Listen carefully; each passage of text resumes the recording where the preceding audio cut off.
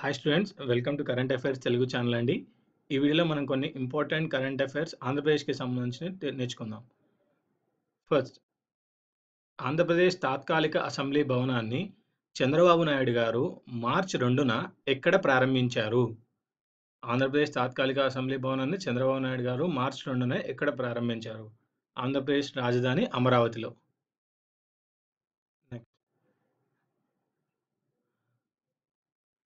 గన్నవరం విమానాశ్రయానికి ఎవరు పేరు పెట్టాలని తీర్మానించారు? గన్నవరం విమానాశ్రయానికి ఎవరి పేరు పెట్టాలని తీర్మానించారు? ఎన్టీ రామారావు గారండి. సో మార్చి 2న ఆంధ్రప్రదేశ్ ముఖ్యమంత్రి చంద్రబాబు నాయుడు గారి అధ్యక్షతన సమావేశమైన రాష్ట్ర మంత్రివర్గం పలు కీలక నిర్ణయాలు తీసుకుంది. గన్నవరం విమానాశ్రయానికి మాజీ ముఖ్యమంత్రి ఎన్టీ రామారావు గారి పేరు, తిరుపతి విమానాశ్రయానికి శ్రీ వెంకటేశ్వర ఇంటర్నేషనల్ ఎయిర్పోర్ట్ అని పేరు పెట్టేలా తీర్మానించింది. ఈ మేరకు కేంద్రానికి ప్రతిపాదనలు పంపాలని మంత్రివర్గం నిర్ణయించింది. ఇదే సమావేశంలో Andhra Pradesh maritime board drafts bill 2017కు ఆమోదం తెలిపారు. ప్రస్తుతం ఉన్న ఆంధ్రప్రదేశ్ పోర్ట్ డిపార్ట్మెంట్ స్థానంలో పోర్టుల అభివృద్ధి, పరిపాలన కోసం ఈ బోర్డు ఏర్పాటవుతుంది. నెక్స్ట్, తిరుపతి విమానాశ్రయానికి ఏ పేరు పెట్టాలని తీర్మానించారు?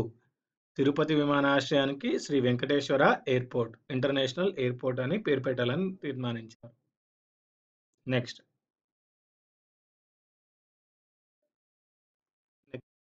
నేషనల్ ఇన్స్టిట్యూట్ ఆఫ్ ఓషనోగ్రఫీ శాస్త్రవేత్తలు చమురు, సహజ వాయువులకు అనువైన లోయలను ఎక్కడ గుర్తించారు? So national institute of oceanography శాస్త్రవేత్తలు చమురు, సహజ వాయువులకు అనువైన లోయలను విశాఖపట్నం తీరంలో సాగర్ తీరంలో గుర్తించారండి. సో విశాఖపట్నం సాగర్ తీరంలో చమురు, సహజ వాయువులకు అనువైన లోయలను నేషనల్ ఇన్స్టిట్యూట్ ఆఫ్ ఓషనోగ్రఫీ శాస్త్రవేత్తలు గుర్తించారు. ఈ మేరకు మార్చి 9న వీటికి సంబంధించిన వివరాలను శాస్త్రవేత్తలు వెల్లడించారు. ఆర్వి సింధు సంకల్ప్ అనే అత్యాధునిక పరిశోధక నౌక ద్వారా విశాఖపట్నం, శ్రీకాకుళం మధ్య సముద్రంలో ఇటీవల పరిశోధనలు జరిపిన ఎన్ఐఓ బృందం విశాఖ పోర్టుకు దక్షిణాన 3 కాన్యాన్లు, భీమిలికి ఉత్తర దిశలో మరో 3 కాన్యాన్లు ఉన్నట్టు తేల్చింది. వీటికి విశాఖ సంకల్ప్గా నామకరణం చేశారు. విశాఖ సంకల్ప్గా నామకరణం చేశారు. సో కేజీ బేసిన్ తరహాలో ఒక్కొక్కటి 50 నుంచి 70 కిలోమీటర్ల మేర విస్తరించి ఉన్న ఈ లోయల్లో హైడ్రోకార్బన్ నిక్షేపాలు ఉన్నట్టు శాస్త్రవేత్తలు గుర్తించారు. నెక్స్ట్, ఏ నగరాల్లో హెల్మెట్ వాడకంను తప్పనిసరి చేస్తూ ఆంధ్రప్రదేశ్ ప్రభుత్వం ఉత్తర్వులు జారీ చేసింది? విజయవాడ, విశాఖపట్నం అండి. సో విజయవాడ, విశాఖపట్నంలో మార్చి 24 నుంచి హెల్మెట్ వాడకంను తప్పనిసరిగా చేస్తూ ఆంధ్రప్రదేశ్ ప్రభుత్వం ఉత్తర్వులు జారీ చేసింది. ఈ మేరకు మార్చి 12న రాష్ట్ర ప్రభుత్వ ప్రధాన కార్యదర్శి అజయ్ కల్లం రవాణా, పోలీస్ శాఖలకు ఆదేశాలు జారీ చేశారు. 2016లో రాష్ట్రంలో జరిగిన రోడ్డు ప్రమాదాల్లో 8,542 మంది మృతి చెందగా 30,245 మంది తీవ్రంగా గాయపడ్డారు.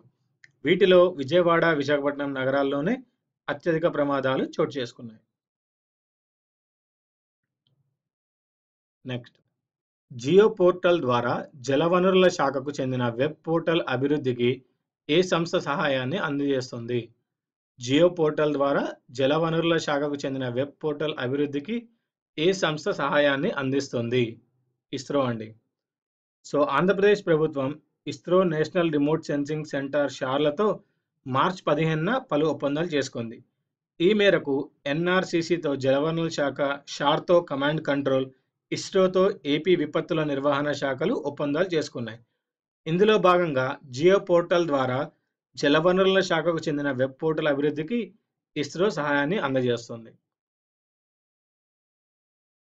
నెక్స్ట్, ఆంధ్రప్రదేశ్ ప్యాకేజీకి కేబినెట్ ఎవరి అధ్యక్షతన జరిగిన కమిటీలో ఆమోదం తెలిపింది? సో ఆంధ్రప్రదేశ్ ప్యాకేజీకి కేబినెట్ ఎవరి అధ్యక్షతన జరిగిన కమిటీలో ఆమోదం తెలిపిందండి? నరేంద్ర మోదీ గారి అధ్యక్షతన సమావేశమైన కేంద్ర మంత్రివర్గం. నెక్స్ట్, ఆంధ్రప్రదేశ్ రాష్ట్రానికి ప్రకటించిన ప్రత్యేక ప్యాకేజీకి కేంద్ర కేబినెట్ ఆమోదం తెలిపింది. ఈ మేరకు మార్చి 15న ప్రధానమంత్రి నరేంద్ర మోదీ అధ్యక్షతన సమావేశమైన కేంద్ర మంత్రివర్గం ఏపీ ప్యాకేజీకి చట్టబద్ధత కల్పిస్తూ నిర్ణయం తీసుకున్నారు. దీని ప్రకారం పోలవరం ప్రాజెక్టుకు 100% నిధులు ఇవ్వడంతో పాటు పర్యావరణ అనుమతుల విషయాన్ని కేంద్రమే పర్యవేక్షిస్తుంది. అలాగే ఈఏపీ రుణాల్లో 90% గ్రాంట్లుగా చెల్లిస్తుంది. హోదాతో సమానమైన నిధులను విదేశీ సాయం రూపంలో అందజేస్తుంది. సో, ఆంధ్రప్రదేశ్‌కు ప్రత్యేక హోదా బదులుగా ప్రత్యేక ప్యాకేజీని 2016 నవంబర్‌లో ఆర్థిక మంత్రి అరుణ్ జైట్లీ ప్రకటించారు. నెక్స్ట్ 18 ఏళ్ల లోపే తల్లులవుతున్న వారి సంఖ్య ఏ రాష్ట్రాల్లో ఎక్కువ ఉందని కేంద్ర సర్వే వెల్లడించింది. 18 ఏళ్ల లోపు తల్లులవుతున్న వారి సంఖ్య తెలంగాణ మరియు ఆంధ్రప్రదేశ్ రాష్ట్రంలో ఎక్కువగా ఉందని ఆహ్, కేంద్ర సర్వే వెల్లడించిందండి. ఈ మేరకు దేశవ్యాప్తంగా వయసుల వారీగా గర్భిణులపై జీఎఫ్కే అనే ఒక ప్రైవేట్ సంస్థతో సర్వే చేయించిన జాతీయ ఆరోగ్య మంత్రిత్వ శాఖ మార్చి 19న వివరాలు వెల్లడించింది. ఈ నివేదిక ప్రకారం ఆంధ్రప్రదేశ్‌లో 10,428 మంది గర్భిణీల్లో 11.8% 18 లోపు వయసున్నవారు. తెలంగాణలో 7,567 మంది గర్భిణీల్లో 10.6% మంది 18 ఏళ్ల లోపు వయసున్నవారని తేలింది. నెక్స్ట్ విజయవాడకు నగరాన్ని విజయవాడ నగరాన్ని మెట్రోపాలిటన్ సిటీగా పేర్కొంటూ రాష్ట్ర ప్రభుత్వం మార్చి 24న ఈ జీవో జారీ చేసింది. 104 అండి. సో, విజయవాడకు అధికారికంగా మెట్రోపాలిటన్ సిటీ గుర్తింపు లభించింది. ఈ మేరకు నగరాన్ని మెట్రోపాలిటన్ సిటీగా పేర్కొంటూ రాష్ట్ర ప్రభుత్వం మార్చి 24న జీవో 104ని జారీ చేసింది. నగరం చుట్టుపక్కల ఉన్న 19 గ్రామాలు దీని పరిధిలోకి వస్తాయి. నెక్స్ట్